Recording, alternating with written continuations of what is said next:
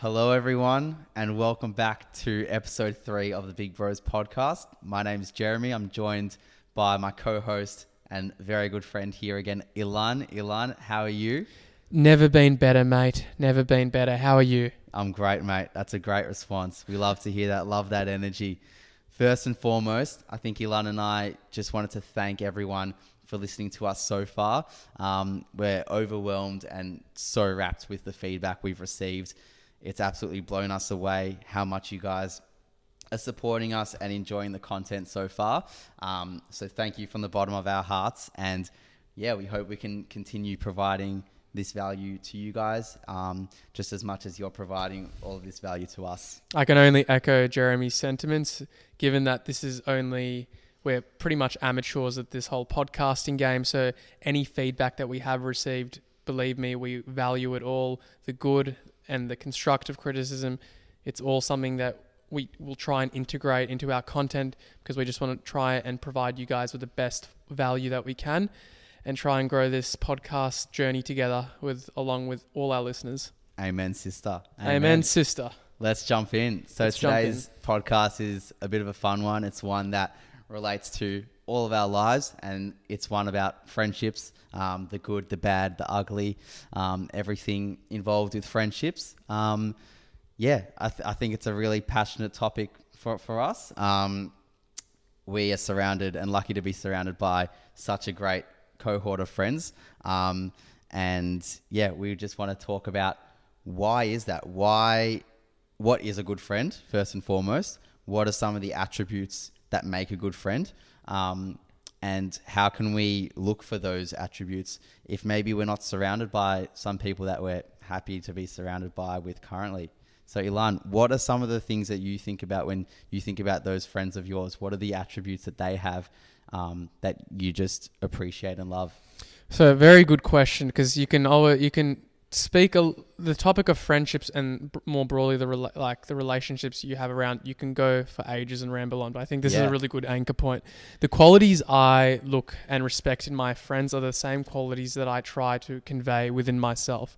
And it's things like, if I'm trying to reduce it, which is really hard because I think friendships are a very complex thing, but in general, if I have friends who are loving, caring, kind, keep me accountable, respect my boundaries, are loyal, and can have, they're not something that and more specifically, I think as I've gotten a little bit older, I've started to value friends who are willing to call me out when challenge. Who can challenge me, not in an aggressive way necessarily, but to say, hey mate, like, Ilan, I love you, man, but you've said this in the past. You said this is something you value, but you haven't, your behavior right now isn't congruent with your past, in the past where you've said that you want to, for example, live by a certain value. Yeah. And that, so that's the more I've, the last few years. Yeah. I've started to really value those sort of friends who are willing to even get into a little bit of conflict with me just because they want the best for me. And I try to do that for my own friends. I'll do that with you. Yeah. I'll do that with my family as well. Anyone who I love and cherish, and those that I spend the most time with. So I think you've named some really interesting qualities there that maybe we don't often think about when we think about our close mates and what they mean to us. I mean, the ones like, ones that you can have fun with, the ones that, you can trust a lot. These are like some of the general qualities that we think about, but you've named some ones like accountability as well. Do you mind unpacking that one a little bit? Why is accountability so important in friendship? So accountability can be the driving force in a friendship with regards to helping your friend stay true to their values, to their goals, and making sure that they don't stray, into a bad path. Mm-hmm. Keeping them accountable it's not an easy feat to do, especially as friends. And it can really, in a sense, separate you from just an average friend. Yeah. If you're willing to keep someone accountable, you're willing to almost be in conflict with them, because you're not as concerned about upsetting them. You're more concerned with their long-term, it could be with anything really. Mm-hmm. I know I'm rambling on a little bit, but with regards to just being encouraging accountability, it's a very deep form of friendship, and I think comes from usually a place of love and respect for yourself personally. Yeah. I remember we spoke about this off air. You meant, because you and I kind of, when I said the whole thing about accountability and not just having yes men around us, Yeah. your eyes lit up like a lot. Yeah. And I started to ask you a bit, like, that's something that's been important for you as well in the last few years. For sure. What do you think it is about the last few years, straight out of school, in our studies, traveling through our early to mid 20s? Why is it that now we've started to be a bit more introspective, and we tend to notice more that the friends around us, we want those friends to keep us accountable? Because I didn't focus as much about that sort of thing in school. Yeah, well, I think the main takeaway from it is when you're in school, you're all in that similar environment, right? You go to school, you go to homeroom at 8:15, you're talking smack, you're eating your LCM bars and your snack cheese and crackers, and you're forever in that same environment every single day, being the same type of people. Like, you have your extracurricular activities, but then you leave school and people go their separate ways, whether that be university, whether that be traveling, whether that be something completely rogue. Everyone goes down their own unique route. So maintaining those friendships after school become a little bit different, don't they? Because you're in those different environments.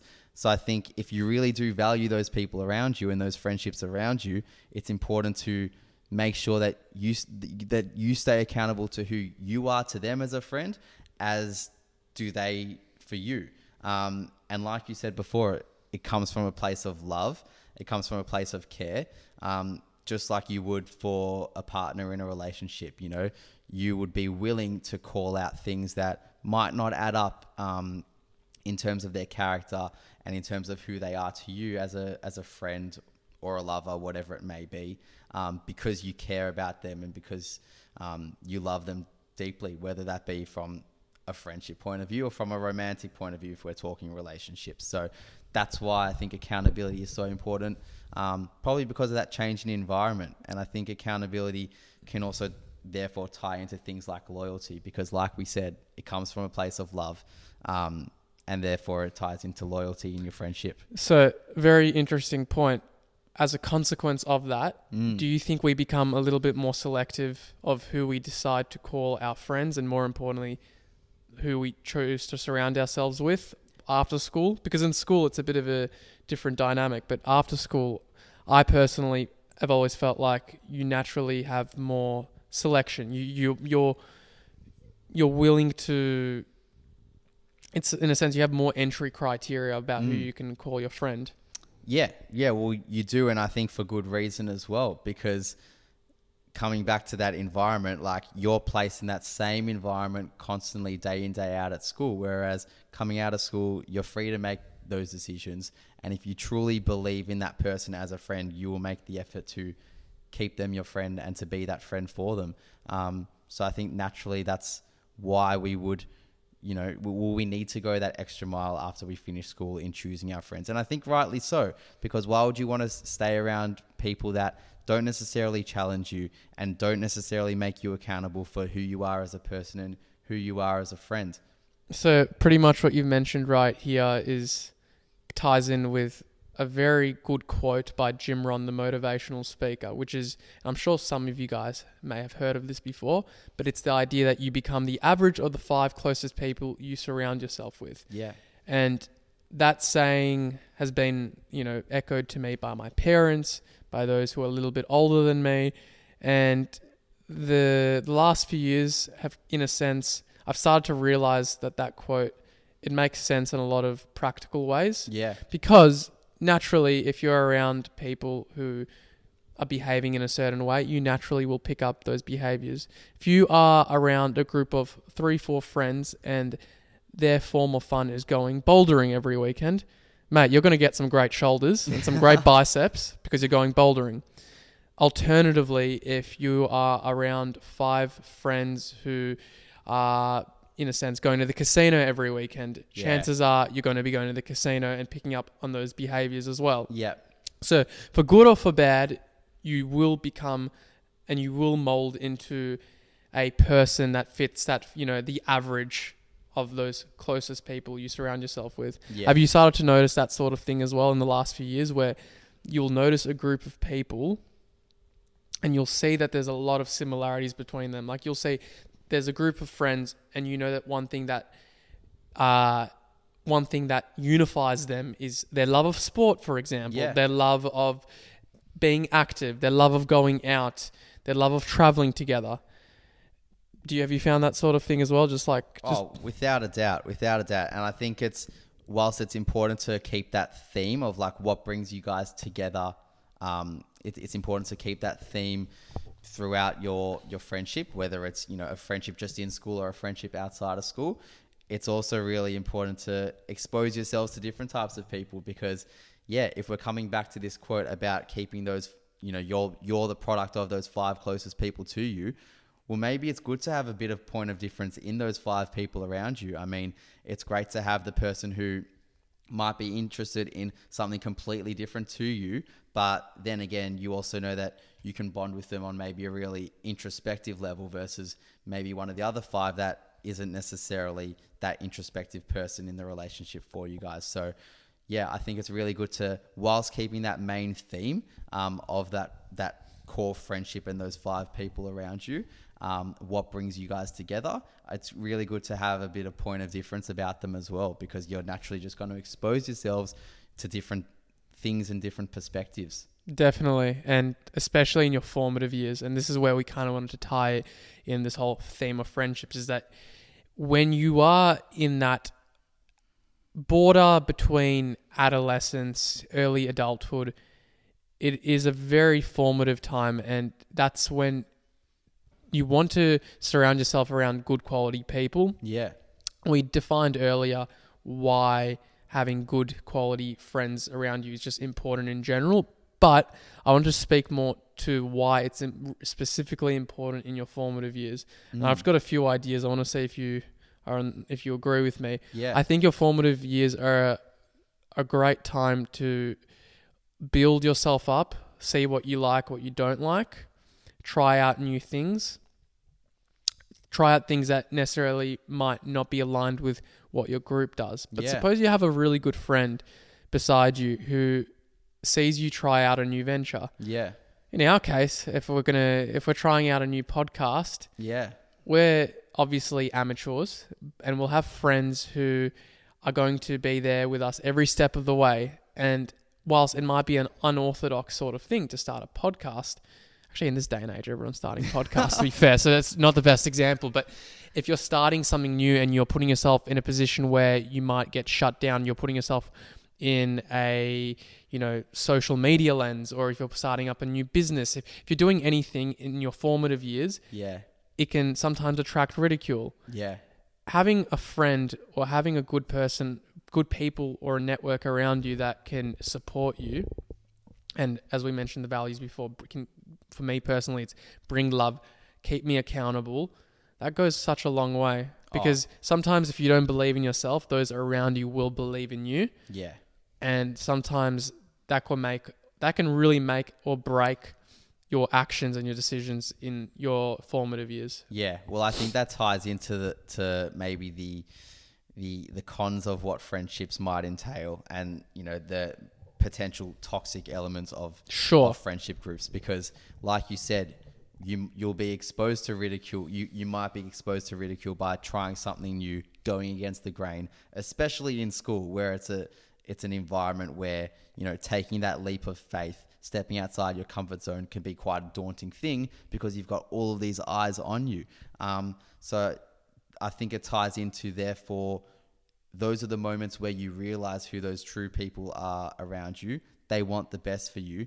They're not going to go talking smack behind your back. They're not going to go,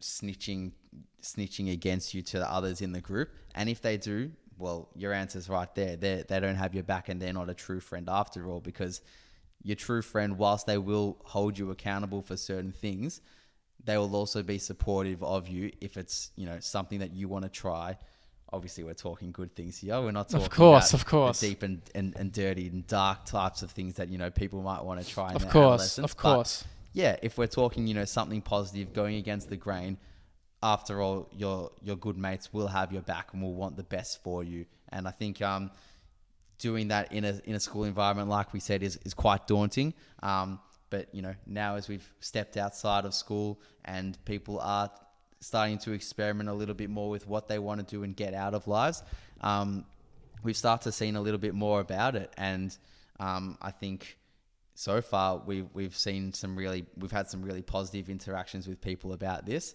and we've seen such beautiful ways that they've made an impact by going against the grain. And I think that only strengthens their relationships when they've noticed that the people around them truly have their backs, and it really creates an unbreakable bond, doesn't it? 100%. And one thing that my parents have always told me is that, a good friend based off their reaction when you tell them something positive about your life. And I can only speak fondly about you, because when I got into my honours for my degree, the excitement that you had in your eyes, we were actually planning episodes, the excitement in your eyes, I was like, wow, he's a good friend. Oh. Just because the sheer excitement, it goes beyond empathy, or it's just, you have that ability to become excited for your friends. Thanks, man. So you see it's not from a fake perspective. Correct. It's right? not, you do it from a very altruistic place. A place of love. Correct. You want to see your friends succeed. And that's something that I've noticed is the best way to find those who truly care for you is reactions. Do they tear you down if you tell them something good? If you've done, let's say, 95% good of something and then 5% you could work on, do they harp on about the 5% and disregard the 95% of what you... Instead of being like, I really love what you've done for most of this. Is there any chance I could provide you some feedback on something there? Because I think that would really improve the 95% or most of what you've been working on. See, that comes from a place of construction, doesn't it? Correct. It's not from a place of, great stuff, I'm so happy for you, but this type of thing you did. Correct. And I think as humans, we have it's much easier to focus on negativity, obviously. So obviously, if you've got friends who have that habit, it's not necessarily that they're bad friends, that they're always picking up on the negative. That's just might be their personalities. They might still care and love you. But those two general points, just to reiterate, seeing how your friends react when you tell them good news and seeing whether they tend to disregard the good things you've done and only focus on, the negatives. I think that's a really good way to see what kind of quality people you have around you. Because those are the toxic traits after all, aren't they? Yeah, and I think we mentioned earlier, like, there's bad quality people and then there's toxic people. And that term toxic has been used so much nowadays. And when I think of toxic, I don't even think necessarily of people. I think of like those science experiments where it's like toxic substances, like chemicals. If you mix them together, some explosion it's like to occur. Correct. So like, what's the connotation behind toxic beyond the aspect of like humans? Because for me, it can ruin things. It could be deadly or damaging. And in the context of like friendships, toxic, I don't like to use the word toxic as much. I usually just say low quality. Yeah. Because there's high quality friends and then there's what I believe low quality friends. And you asked me before, what do I see as qualities of a high quality friend? I want to ask you, what do you see as qualities of a low... I promise I wouldn't say the word, but toxic, I guess. Yeah. Well, I think we did mention people that don't have your back already, people that are probably not loyal to you and that focus on the negative. So I think those are probably aspects to it. I know I mentioned those two, but surely there's a few more aspects to it. Because for me, it's people who drain my energy. Yeah. Number one, who don't respect my boundaries, who feel the need to shit on me regardless. Yeah. What do you mean by not respecting your boundaries? Okay, suppose I tell them that, let's paint an example here. Suppose I tell a friend, I'd love to chat with you between the hours of, let's say, 12 p.m. to 2 p.m. but I can't because I have an appointment or I have something really important to do. I won't be able to answer your calls. Suppose that friend then, you've told them that, and then they call you, and then obviously you can't pick up. And then they blast you saying, why didn't, you're such a shit friend. I needed you in between those 2 hours and you weren't there. And you laid that boundary to them that you might not always be able to speak to them because you've got stuff on. But instead of respecting that boundary, they've decided to turn the situation into where they can blame you for not caring about them. Yeah. Disregarding your boundary that potentially you could have had something on. You could have had a doctor's appointment. You could have had an exam. You could have been at the gym. You could have been doing a heap of other things. So it comes from a place of, where they turn a little bit victim-y. And it's like, well, you're not here for me. You're not really respecting that. Like, well, you should rather be expecting that I should be there for you in certain places. And you're not in those places for me. Correct. So yeah, they just kind of blast you in a way. Maybe it comes from a place of reactivity. Maybe insecurity. And I'm not saying... Rather than listening to you. I'm not saying that these people are inherently bad people. I really do think that most people are inherently good. I think friendships are just a hard thing to navigate. Yeah. Relationships are a really difficult thing to navigate. Respecting people's boundaries is hard.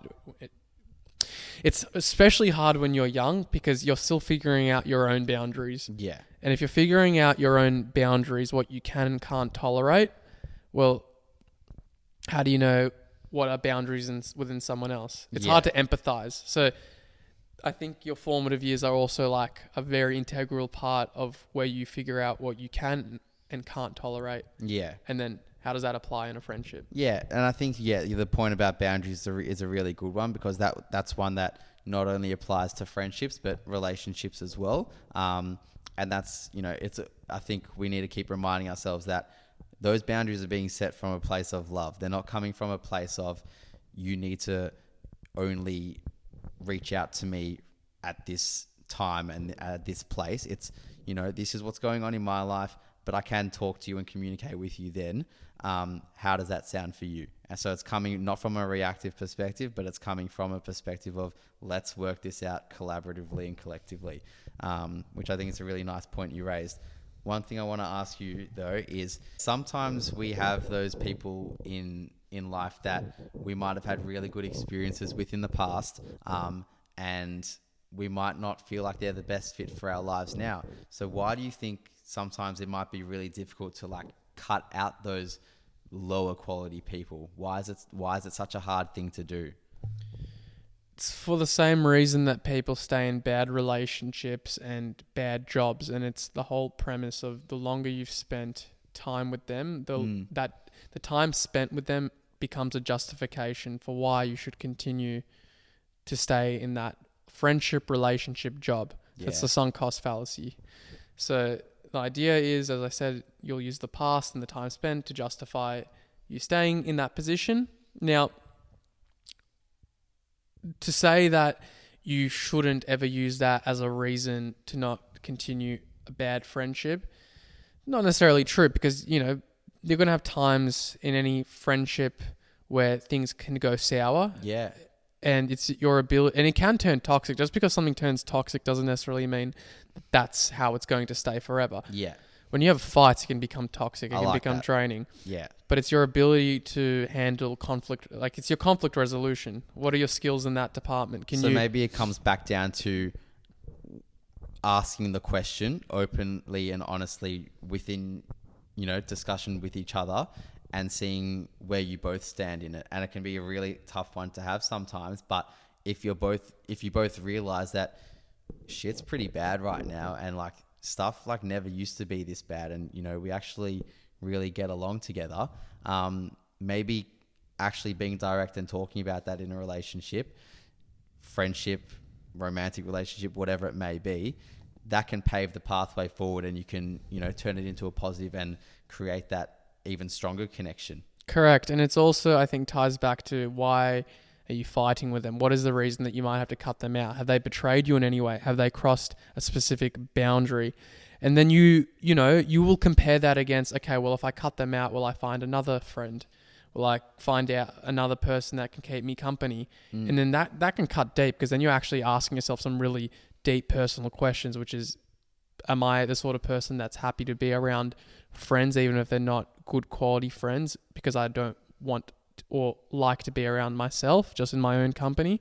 And those are some really deep, reflective, but really uncomfortable conversations that sometimes have to be had. Yeah. If you're comparing or you're deciding, do I cut this friend out of my life or do I keep them? Yeah. And I think that comes back down to why we value those core people around us so much, because those core people around us, we know that we can communicate with them really openly and effectively. Correct. I couldn't agree more with you. And it's also just how those around you, just like on a separate note, if you can have a fight with a friend, and I wouldn't even say fight, but suppose let's say you have a disagreement, and then see how you bounce back from that. Just like you would in a relationship, you learn how each other person argues. Are you able to argue with them in a very kind of ethical way? It's having those disagreements and conflicts with your friends can be a real test for you, because you can see, are they the sort of people that will tear out or bring a secret you told them in a fight? Or are they the sort of person that will be ethical and try to find a solution with you, communicate to you if you've crossed a boundary with them? Yeah. No one's perfect. That's the reality of it. But I think we all strive to try and be effective friends and try to minimize our own toxicity. Look, the reality is I've got the ability to be toxic. So do you. So does everyone. It's just up to us to kind of be aware of that. As soon as you're aware of it, well, then you can maybe put things in place to change it. Because after all, none of us are the perfect human. And that's the beauty of friendship and life in general, is we all have those imperfections, and sometimes they need to be embraced and I guess spoken about a little bit more often amongst friendship groups. And like we've said, it can be hard, but geez, if you can really nail that in your friendships with people and really get to the crux of that authenticity and open communication, then your friendships are just going to be so much better for it, aren't they? Yeah, 100%. And look, I really do want to emphasize that I'm not saying that it's easy to cut out people who are bad for you. It's difficult. It's a really difficult feature, because as I said, you might have to ask yourself some deep personal questions, whether you can tolerate the feeling of being alone rather than being around people who don't truly respect you or like you. And it's something that is really much, it's one of those epitomes of it's easier said than done. Yeah. So I'm not for once prescribing that people drop or do. It's an individual decision. So I just wanted to emphasize that, because I think it is a very important point. And I know some people will respond to us and say, well, it's not that easy just to cut out people. And honestly, 100% correct. It's very difficult to drop certain people, especially when you're in school, especially when you are forced to be in a classroom with them. Yeah. Yeah. And I think sometimes, like, it's also comforting to know that, if you are blessed to be in like a bigger school environment or even a smaller school environment, there are also people from like other year levels that you can reach out to and take as friends as well, and bond with. And that can come through, I guess, communicating at lunch times, in the yard, through clubs, whatever it may be. Because when I think about like my friendships in school, some of the really special ones that still are with me today were people from different year levels as well. So I think it's really comforting to know that you're not necessarily just restricted to the people in your classroom. There are people out there as well that are willing to reach out and be your mate. So don't always feel like it's just those people in your classroom that you have to be mates with, because it's really not, is it? Agreed. And people often say like they don't have a group of friends. That's completely fine. You don't need a group of friends. Doesn't define your self-worth in any sort of way. Having a group of friends might make things convenient, more fun, but at the end of the day, then it might not necessarily make you a better person. You'd rather have one amazing best friend than 100 fake friends. Yeah. That's at least my opinion on it. I don't know if you disagree, but I'm very much of that, quality over quantity, especially when it applies to, your friends. I completely agree. And you mentioned the whole thing about year levels, and I want to take it a step further. Even reaching out to people that you might see as potential mentors. Yeah. You might not have a friendship per se, but a mentor can go a long way in helping you and getting your values clear and your actions and your behaviors, in a sense that they will try, if you reach out to a specific mentor. A mentor can be anyone, really. Yeah. But mentors, in addition to friends, can have a really positive impact on you as well. Yeah, and I think that's also one of the things that inspired, I know, me and I know you as well, to do something like this and to have a podcast like this, because yeah, some of those mentors for me when I was like that 16, 17-year-old in school, they were outside of my social circle. They weren't even from the school I went to. I was fortunate enough to go on to go on a particular program outside of school, and also went on camps and things like that. But there was one particular program that I went on outside of school and met some amazing individuals that were. I was 17 at the time, and I think they were earlier in their 20s, so around about the age of 22, 23.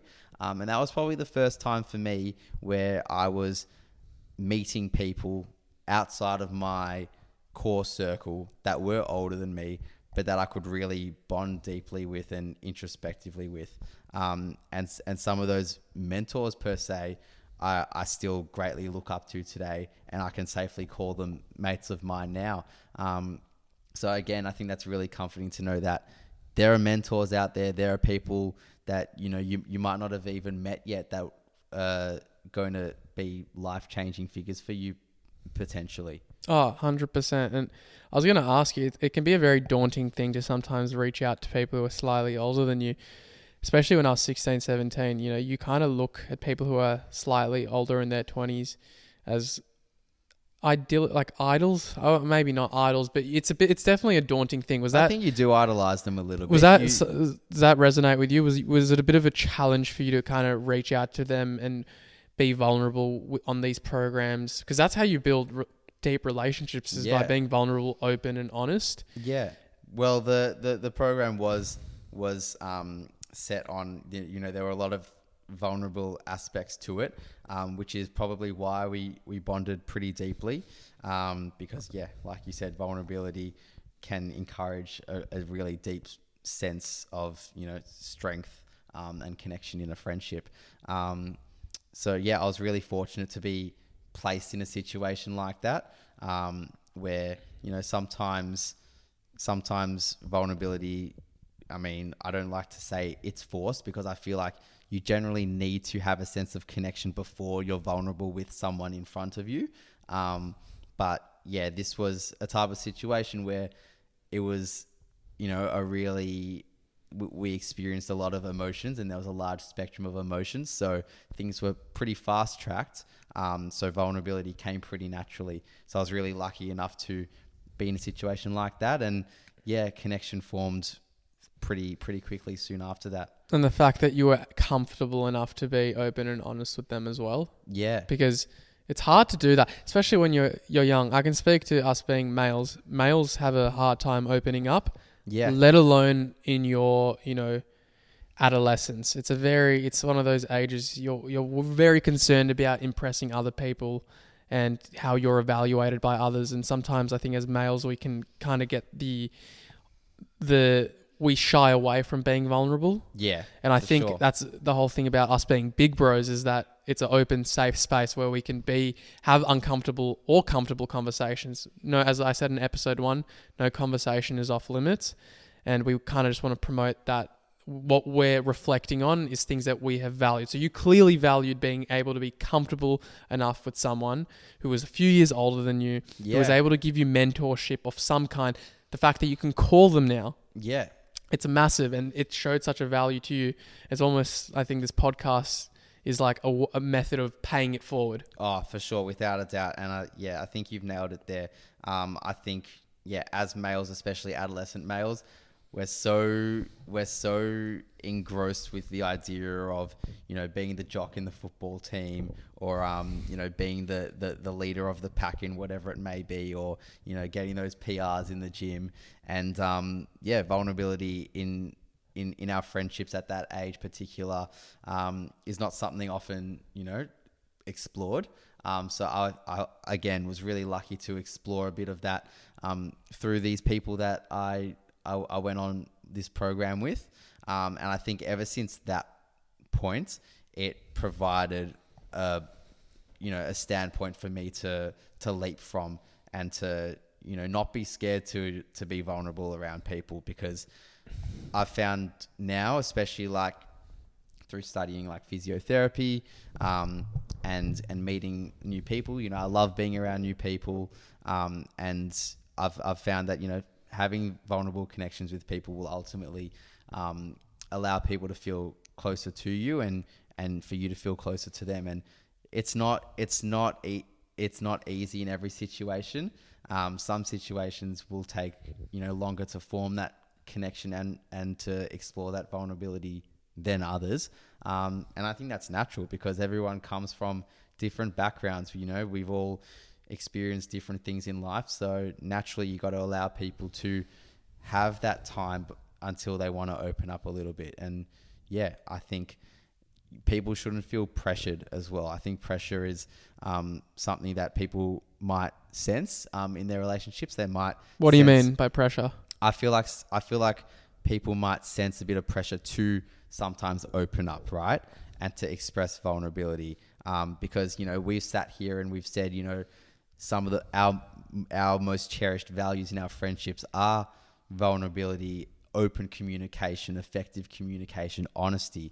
And these are all... And accountability. We love accountability. We love accountability. And after all, these are all attributes that are set on being vulnerable, aren't they? So... Well, yeah, because the whole thing about... Sorry to cut you off, but the whole thing about vulnerability is that you're stripping away the fakeness of who you are and displaying your most authentic self. Just real rawness. And people love raw, authentic people, because it shows that they trust themselves enough, and they trust the person they're communicating to present a very kind of good version. But yeah, back to the point about like you feel pressure.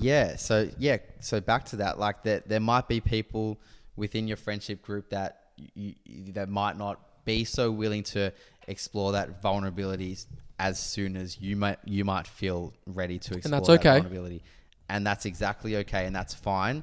And I think that's just part of going on your journey of friendship with them, because we all open up at different standpoints, and allowing that to occur naturally is what will allow you to reach that even deeper sense of friendship. Well, from what you've just described, it just shows that even in that formative period of your life, having that mentor really kind of, that's one example, I guess, of where you've realized the value of vulnerability, having those conversations and whatnot. But it just shows how having a positive relationship in your formative years can go above and beyond. Look at the perspectives that you just come out with, because this is brilliant. Like I really like it. No, I'm serious, because before we started this episode, I was trying to think about my own personal experiences, my own kind of personal lessons. And if I'm honest with you, I have been very lucky that I've always had a very good group of friends around me through school. It's not something, I can't really speak to the camera here and say that I had this sort of experience, this is how I turned it around. Mm-hmm. It's the contrary. I was really lucky with those that I had around me. Of course, after school, I've encountered people who have not been the best people for me. Yeah. Which is okay. Which is fine. They're good people. That's part of life. But, you know, you just mix and mingle with certain people and you don't with others. And it is what it is. But I found that for myself, my energy may be drained around them. So, or, you know, they may have not respected my boundaries and all the kind of attributes we spoke about earlier. And something that I would do that would kind of help me in those cases is I would just minimize the time spent with them. Mm-hmm. And I say that with great luxury because I'm not in school with them. I'm not even in university with them, right? It would take more effort to see them than to avoid them. Whereas in school, it takes more effort to avoid the people than to see them, if that Yeah. makes sense. So yeah, I can't really kind of in the same way speak of the same values and lessons that you have. That's why I'm really kind of glad that you've spoken about that, because it's there's a lot of value, and I'm sure our listeners will definitely kind of hear what you've said, and they'll think, wow, there is major value in reaching out to mentors just a few years older. Appreciate that, man. And yeah, I guess that's hopefully what we hope to provide to people as well. We hope, people feel that sense of comfort around us and in our listening. And we hope that, everyone can explore that sense of vulnerability whenever it may be as well, because yeah, we're big advocates for that. And we really believe like that is the crux of building a solid foundation in friendship, is it not? Correct. Major foundation of being a big bro, major foundation of friendship, especially effective friendship. And obviously, as you said, if it's natural, it's usually better, but being a little bit vulnerable can go a major long way. Perfect. Is there anything else we should touch on? Because this is such a heavy topic, and I think we've gone in a few directions, but I've really liked what we've spoken about. We've taken some massive spins, and we've explored some different routes that we didn't necessarily think we were going to go down. But we had some show notes, and we've kind of we've enabled or allowed the conversation to go its own way, which is what we love. It's keeping it natural, raw, keeping it authentic. El naturale. But yeah, I don't really have much to add other than just wanting to thank everyone for listening again, and feel free to please share and to let us know what your perspectives are on this topic as well. Again, we're very much amateurs still, so keep the feedback going, the good, the bad, the ugly, and again, want to emphasize our love and appreciation for you all. What do you say at the end of a podcast? You like, we're still learning, aren't we? You like, subscribe. Probably should get like a script. You like, you subscribe. Links will be available in show notes, even though I don't even know if we have links available. Exactly, and that's why sometimes just don't stick to the script, and it doesn't matter what people say half the time, because this is our podcast and we'll do it our way. So amen, sister. Exactly. So just keep letting us know your feedback in the comments, letting us know anything you would like for us to discuss in future, and thank you again for all your support. We really appreciate it. So thanks for joining us today. Let us know, give us a like, give us a rating if you have enjoyed, and we'll see you in the next one. See you guys next week. All the best. Thank you. Have a good week.